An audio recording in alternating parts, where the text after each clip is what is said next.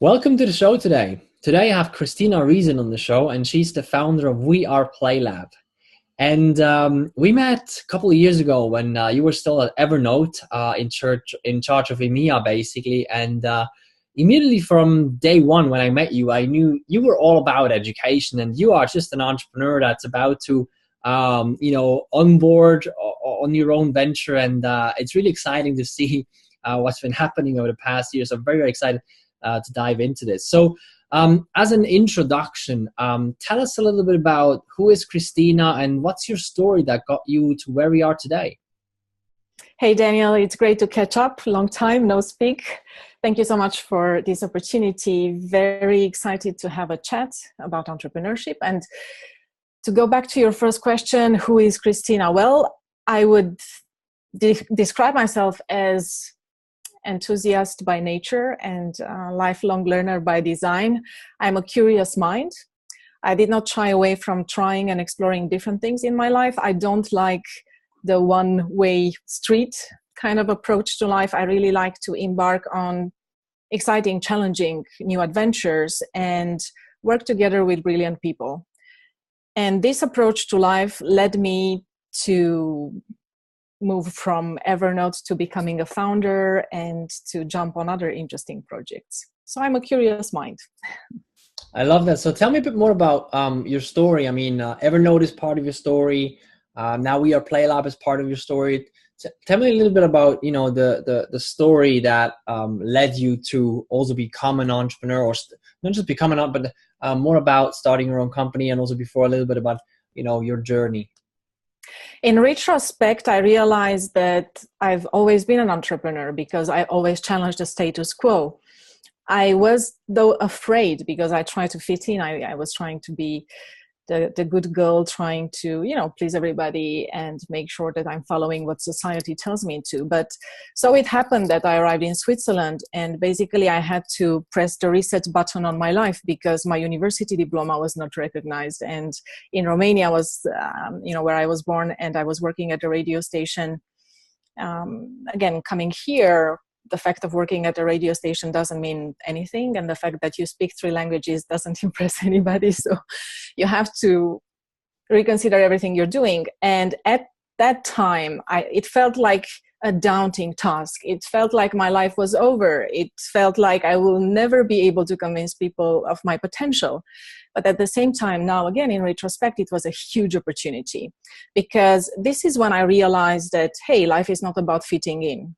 It is about taking opportunities and being brave and trying different things and just leaving the fear aside. I think the best decisions are those who are not made because you're afraid or something, or you're ashamed or something. It's because you're following what's in you, deep down inside. And somehow I found the courage to follow that. And I've done a couple of things. I continued my studies in education here in Switzerland, and then I worked in PR in an agency specialized in design and architecture. And after graduating the Executive Master of Science in Communications Management in Lugano, I was not necessarily looking for a career change or anything like that. But so it happened that a friend of mine tweeted that Evernote was looking for somebody in communications in Europe. Now, back then, Evernote was just an early stage startup. It was a small team. People here have no idea who Evernote was. I just happened to come across the tool, and I was using it extensively. I loved it. I was a passionate user. So for me, it seemed like, wow, I just want to be part of this. And interesting enough, I reached out to Evernote, and because it's Silicon Valley, it's a different mentality. Everything went really fast, and they couldn't care less about my fancy diploma that I was just, proudly showing around to everybody. And they basically said, okay, so welcome, show us what you can do, right? We don't care about whatever university you went on and whatever titles and so on and so forth. Show us what you can do. So it's a can-do attitude. And I embarked in this amazing journey because for the 5 years to come afterwards, Evernote grew to become a global company. And it was a high impact entrepreneurship kind of experience that definitely marked me in so many different ways. And I was so lucky to be part of an amazing team and to collaborate and to work together on such amazing projects. Now, any normal person would say, okay, so now you had you became the general manager for Evernote in EMEA. You had a job you loved, interesting projects. Why decide to move on? And I felt that it was time to challenge myself, right? It was time to acknowledge the fact that Evernote was part of the journey. It was not necessarily the destination. And I felt I should just, again, go in a direction where something inside of me was telling me to go. And this was education. Now, being a parent and being also part of the tech world, it is a topic that I was very much concerned with. And, in a way, frustrated with seeing the challenges we are facing in education, and then asking myself, what could we actually do? Because just complaining or, acknowledging that we have challenges doesn't bring much. So what is it that we can do? So I decided to found We Are Play Lab as a nonprofit for-purpose organization with a mission to accelerate change in education. Now, this is a mission bigger than life, right? What does it mean? And the more I look into the topic, the more I realize that we should actually stop talking about education and start talking more about learning. Learning that is happening not necessarily in a closed space, be it in a classroom or in a company, but learning that is happening everywhere and that is happening all the time. And this idea of being a lifelong learner, which I became along the way by design because I was a curious mind, and I just felt that, hey, it's worth trying. Even though sometimes people would find it ridiculous, they would not necessarily understand what you're doing, they would say that you're not focused, and so on and so forth. Just try to move ahead and ask yourself, what is it that is really interesting for you? And lifelong learning is going to become essential for the future because things are moving and changing very fast, and it's going to this change is going to accelerate in the future. So we have an interest to have this growth mindset, meaning that we believe that we can evolve and we can learn, and it is not by diplomas that we can prove that we have certain skills and abilities, but it is by trying things and by, again, being open.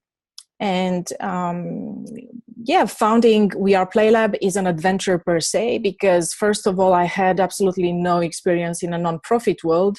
So just discovering that part, learning on the job is fascinating. There are many things that need to be changed as well. But again, people see education as something that is almost impossible to change. I see it as an amazing opportunity. And I truly believe that in the years to come, this is the space where we will see most amazing things happening. So I love that. Now we already skipped a bit of ahead, which is totally okay because we're both entrepreneurs. We don't really know structure. So that is perfect. So I love, and I love the way you look at education, because I haven't met anyone out there that really looks at it that way. I mean, now actually you're talking about learning, because education is this set thing in this classroom or in this company or something like that. But learning is something like, well, if I buy a new iPhone, even if I had another iPhone, now I need to learn how to use the new apps on there, right? So, but it has nothing really to do with education itself. This is, just one example, but there's so many others in the way we interact with pretty much everything, and especially for children now, but we're going to go into a little bit more in detail in a second. I find that incredibly inspiring because I'm a dad as well, so I can very, very appreciate this. And I see so many opportunities out there as well to redesign our world exactly for that experience. And it's also not like we need to completely change everything. We can start with, a couple of things, and they've been proven in the past as well. People have been implementing certain really simple things that cost almost nothing that had a huge impact on the way people behave, on the way things were done at this place. So I'm very, very inspired by your mission. And, we need more leaders in Switzerland who really, not just in Switzerland, around the world, who really tackle things that matter, to them and to the world, to humanity. And this is really one of those. So tell me a bit more about We Are Play Lab, because obviously this is the thing that's most exciting to you right now. So tell me a bit more about We Are Play Lab. So you mentioned this beautiful mission. You talked about this incredible way that the world should look like in the future. In practical terms, how do you go about breaking down this vision into some practical things that we can actually get done at one point? So first of all, we are focusing on primary school education, meaning also beyond school, but early childhood and kids around 6 to 12 years old, because we believe that, again, learning 21st century skills starts very early. So if we intervene later on when people are 18 years or older, it's already too late. So it starts really, really early. And we believe that this is where we can add more value. And as you say, on one side, we have a very strong vision. And on the other side, we execute on this vision by being on a mission to come up with effective and affordable, convenient new ways to support parents, educators, and communities to transmit 21st century skills to children. One of the things we strongly believe in, as you were saying before, it is a question of working together. And there's a huge disconnect in our society today, because we tend to say that education, especially in a primary school context, is the school's job, right? So school should make sure that they have the right curriculum, that they have the right teachers, and so on and so forth. And we should just put the pressure and the blame on school. Whereas I strongly believe that we need to change our view of things and ask ourselves more, how can we as parents, we as educators, we as communities, we as society, come together and figure out new ways to empower our kids? Because at the end of the day, our children's education is the job of everybody.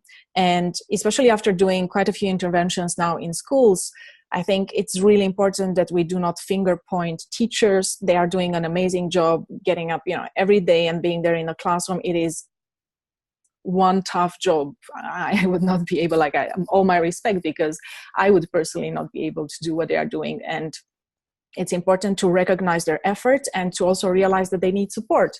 And I think this is where the magic can happen. If we have a transfer of knowledge coming, from the academia to entrepreneurs to schools, and we start working together and figure out new ways, because there are many things that we as entrepreneurs and from the startup world, we can support teachers with, being in terms of mindsets or tools or a new approach to learning. And then there's also a lot of research, amazing research, that is just sitting, out there. And it's a pity not to use it, not to make it or transform it into something very tangible. So our approach is, again, research-based. So it is not me coming and saying, hey, parents and educators, listen to me. I found this amazing tool and we are going to fix education. So it's based, we don't have to reinvent the wheel, as you said, right? So we are working closely with researchers from the science of learning, people who have been dedicating their lives to studying and to learning about, how do we best learn? And then also we work with people who are asking themselves, what are we educating our children for? Because this is one important question. Are we educating our children for future employability? Are we educating them to become, conscious, happy, fulfilled citizens of tomorrow, living in a world where, there's prosperity? What are we educating for? And based on that question and on those answers, then we look into, okay, which are the skills that are needed for our kids to, first of all, fulfill their potential, and then also come together and make sure that they live in a society that supports them and helps them going forward. And I am particularly extremely excited because this is where technology can beautifully plug in when used correctly. And again, technology will not answer ethical questions for us. We will need to start with that. But once we figure that out, technology can help us deliver learning in ways unseen before, in terms of personalized, adaptive. We can move beyond all the cliches we've seen in the past, where even my son, when he was in the first grade, he came back home saying that, Mom, I'm not good at math. And it was like, what are you talking about? You're 7 years old, what are you? You're not good at math. And it's just different personalities or different, different characters need a different approach to things. And this is something with smart technology, machine learning, and so on and so forth, we will be able to deliver in the future. And then there's also the aspect of opportunity, right? So I've seen with myself, my personal experience, and also when I was traveling in different parts of the world. First of all, it's about opportunity. If you're not given the opportunity, how can you make it? How can you develop yourself? How can you develop your potential? So I think it is really important that we make sure that children, independently of their socioeconomic background, have equal opportunity to learning and education. This is extremely important. And this is why when we talk about our mission, it has to do with creating affordable and effective, convenient new ways that are available not to lucky few, but to as many as possible. And one last thing related to our mission has to do also with, as you said, we tend to disregard the huge impact little steps taken every day can have, right? And if everybody, like me and you, and I know other parents, entrepreneurs, everybody is doing something on a daily basis, that's going to have a huge impact on the long run. I think we shouldn't underestimate that. So it's not a question of waiting for the system to change. Of course, a systemic change is much needed, but at the same time, the grassroots approach, so every single one of us doing something about it and coming together and trying to figure things out, has a huge impact. I love that. So, I mean, it's incredibly inspiring vision about what you're pursuing and how you go about it. And it's also, it's very practical. It's research based. You're starting with the right questions and then you're diving into it.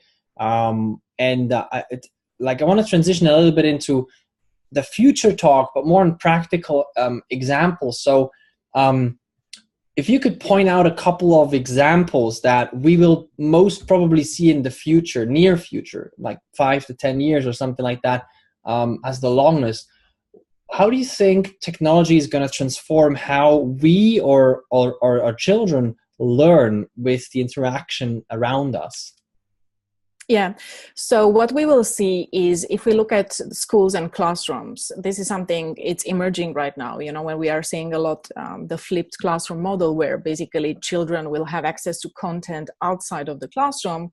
And then when they are in school, they will work together, they would build things together. And the role of the teacher is becoming more to facilitate and moderate and be there to support them. So they are basically becoming owners of the learning process, which is magical. So you have great examples out there, is the Khan Lab School in California, for example, where they mix kids of different ages and they take ownership of learning, So again, it's a question of designing spaces where they can experiment also early on with concepts like design thinking, where it's about also prototyping and doing and seeing learning in real life. What does mathematics mean actually when you look out of the window, or when you work together with somebody? And this is just fascinating. It's amazing. So schools are going to become these very vibrant, collaborative, maker-like spaces. And I'm very excited about this evolution. And then it also has to do with the fact, and this is something that we pay attention to a lot these days, again, learning happening everywhere. When we look at our cities today, we need to ask ourselves, what are cities in terms of learning and education? When you are 6 years old and you stroll through the city, what is your city teaching you? If we talk about 21st century skills, if we talk about collaboration and creativity, let's say, or critical thinking, when you are outside, what is happening? Because most of the efforts to reform education are pretty much focusing on the formal education system, which again is much needed. But most of the time our children spend when they are awake is actually outside school.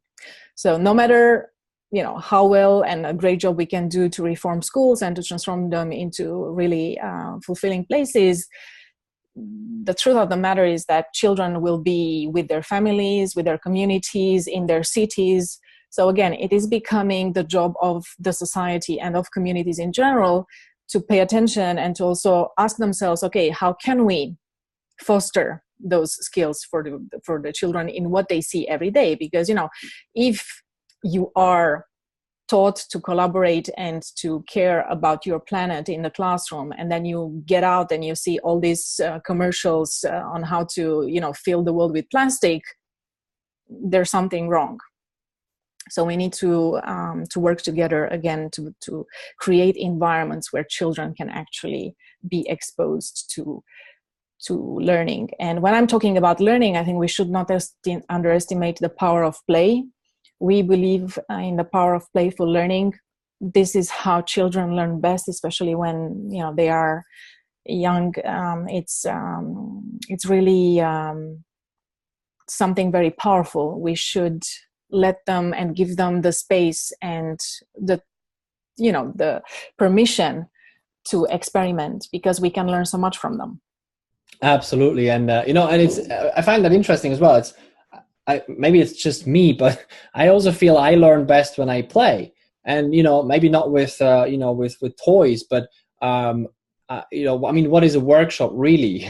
If it's done well, actually you get to play and you get to have fun and you get to do really creative things, right? So I find that really inspiring, really interesting. And also for me, what I thought about is this whole new concept about, smart cities, for example. For me, when in this conversation, smart cities has a whole new meaning now, because it's not just about the assets or the devices or the stuff in the city becoming smart, but it's actually the city being an enabler for smart.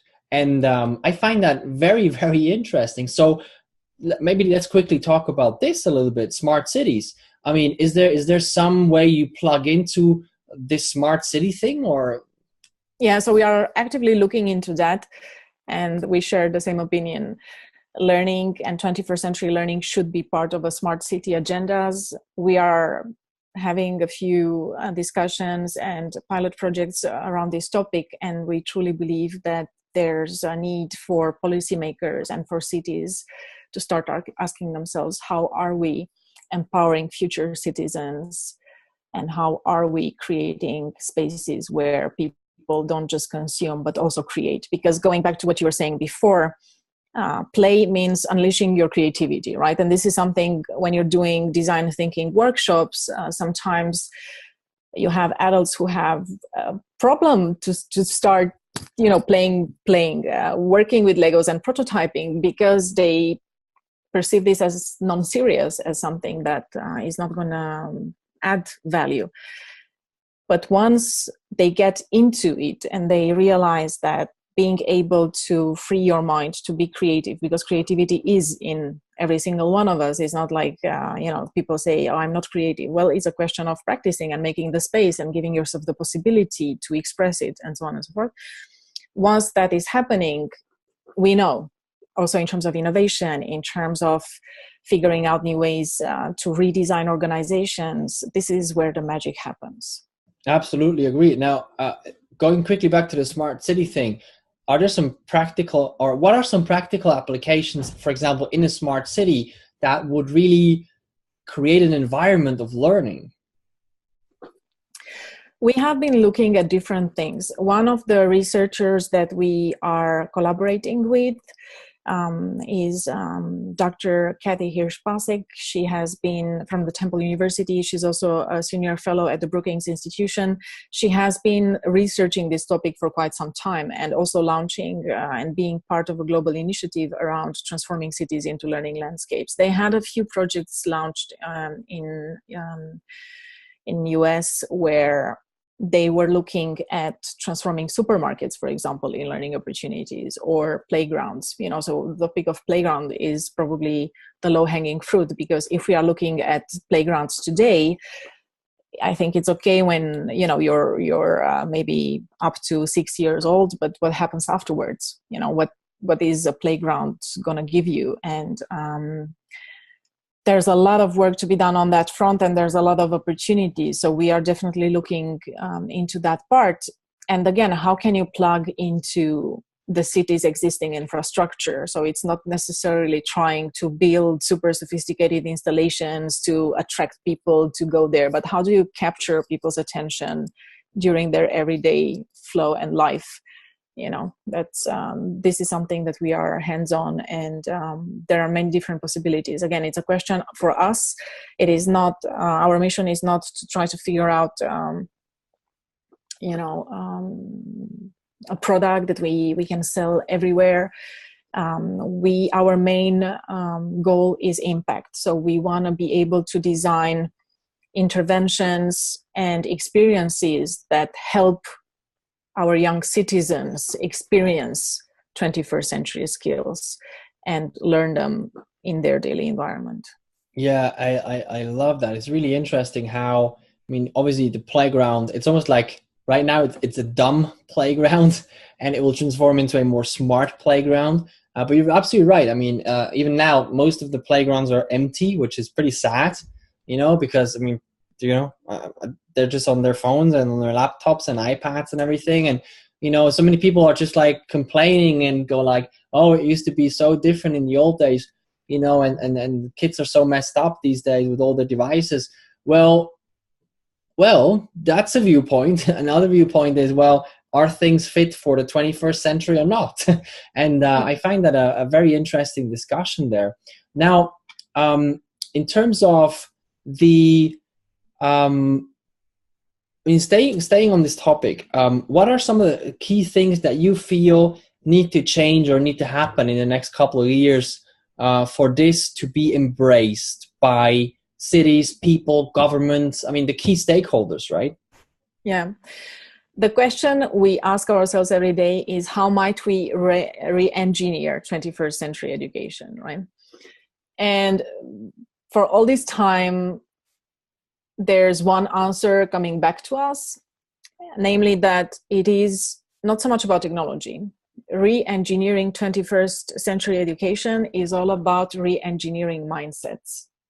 It is really about mindsets, right? So it's really being able, and our mission is to go out there and to show people what is possible, because there is a will to change. People all acknowledge the fact that there's a huge disconnect. We are still living based on this legacy from the post-industrial revolution, and we need to do something about it. I think it's not a question of convincing people that change is needed, but it's more a question of supporting them by showing them tangible activities and things that they can actually do to change something, right? So this is where we come in. And as an interdisciplinary group, because again, I think it's high time to bring collaboration on many different levels. So again, it's not only researchers, or it's not only engineers, it's not only designers, but it's a group of different people and different competencies coming together and figuring out, okay, what could have an impact, and then testing it, and then, getting evidence, and then working together with the key stakeholders. I think this is how we can do something about it. And mindsets, so changing mindsets, be it in an organization or in a community or in society, as you know, starts with inspiring people, motivating them and showing them that some extraordinary things can happen by doing very little things on a daily basis. I love that. Now I want to talk a little bit, because I can, like, maybe to explain why I want to talk about this. I can already sense like people watching this and go like, this is amazing. Now I want to be able to, in some shape or form, be able to help accelerate this, help move this forward. What are some of the steps I can take? So one question I have, like, in the next 2 or 3 years, what are sort of the key things that you guys want to accomplish, that you want to get done? Mm-hmm. So again, we are not trying to develop one magical product or intervention. If you want, we are an incubator of ideas ourselves. So what we do is that we develop a portfolio of different possible interventions that we test at small scale, and when proven that they can have an impact, we scale them up, right? And this is our approach, and I think being an entrepreneur, having worked in startups, this is the best way in terms of, just getting out there early on and, make sure that things can actually work and have an impact. 2-3 years down the line, it's about building a strong global community. For me, the idea is not to do things in isolation. Again, I think we don't have to reinvent the wheel every time. There's best practice out there in the world, and sometimes it's coming from the most unexpected places. We are, for example, in collaboration with 100.org in Finland, and we have some projects down the pipeline for the next years. But again, Finland is, as everybody knows, in terms of primary education, one of the innovators. Now we see best practice emerging from Africa, and this is something not to be underestimated. And it's important to work together globally, So of course, again, exchanging, collaborating, and then you need to execute locally for sure. That is the only way, and even more so in education, because look at Switzerland. It's so decentralized, and you almost have to work individually with every single school, because at the end of the day, it's a lot of, I think, just, in terms of making sure that you get people excited. It's not a top-down approach, so you have to have interventions that reach to different schools and different people everywhere.